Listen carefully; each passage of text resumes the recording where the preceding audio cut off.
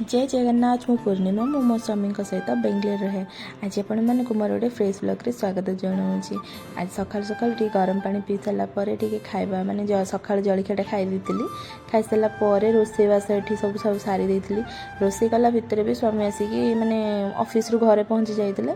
तो मु भात भी 3-4 दिन है भात खाई नी। तो मु खाइबापी चटापट बानेली आठी सब साधा करी आगे माने देह खराब अच्छे तो बेसी किसी रोषे कलिनी। तो गोटे तरकारी कर कर सारा पर से सब को खाईदेलु। खाईदे कि समय मुझे रेस्ट नहीं गली माने एठी मु आसला पर टिके अधिक देह खराब मोर होउची माने से भल लगुनि भी किसी। तापर टिके 4टा बेले मुझे छात उपरू पलैली वर्षा उठेइथिला। तो मु जाइथिली एक्चुअली लुगा आनिबा पई किंतु माने वर्षा पकई नथला जेहेतु मु टिके बसतिली सेठी बसिकी पुणी देखिली मैंने एठी टिके एंकर वीडियो बनाउछंती माने तांकर इंस्टाग्राम पेज अच्छी आ बहुत भी एंकर फॉलोअर्स मु देखी। तो से माने वीडियो बनाउछंती तापर एठी आकाशटा बहुत भल लागुथिला माने वेदरटा टिके मेघुआ मेघुआ करथिला।